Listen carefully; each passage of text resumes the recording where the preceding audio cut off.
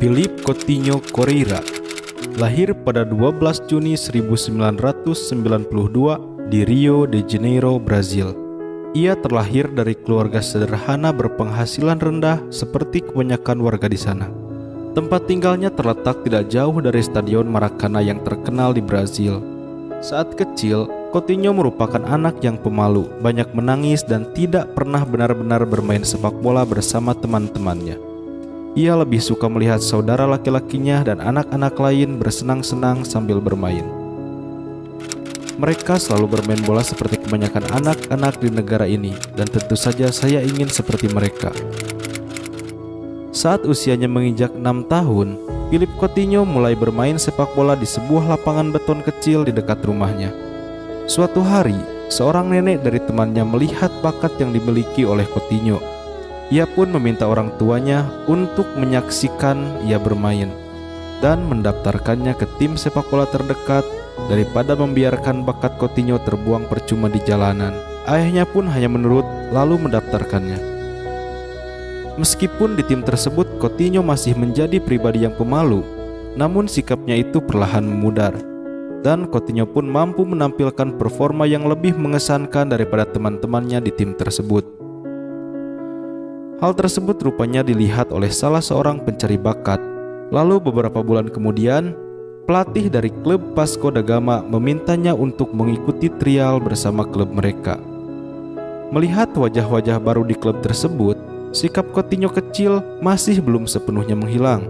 Ia tetap menjadi anak yang pemalu. Beruntung saat itu orang-orang di sekitarnya memberinya dorongan yang membuat ia baik-baik saja.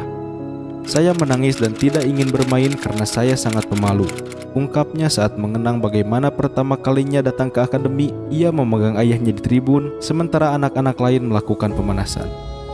Saya masih baru di tim, semua orang saling mengenal satu sama lain, jadi saya merasa malu dan sedikit tidak nyaman.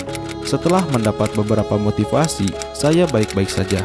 Ketika saya mulai bermain, semuanya normal dan saya tidak malu lagi. Saya menikmatinya, ujar Coutinho.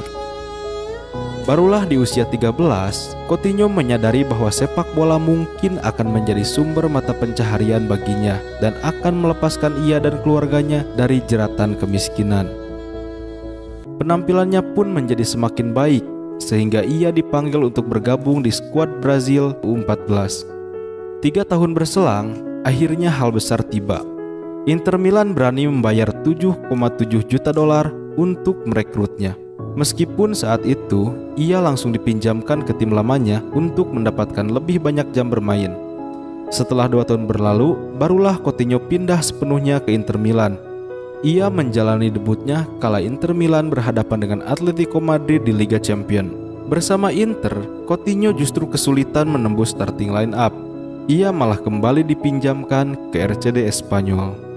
6 bulan di sana, ia berhasil mengemas 5 gol dari 16 pertandingan. Pada Januari 2013, Liverpool atas rekomendasi dari mantan pelatihnya yaitu Rafael Benitez mendatangkan Coutinho dari Inter Milan dengan bandrol senilai 8,5 juta euro.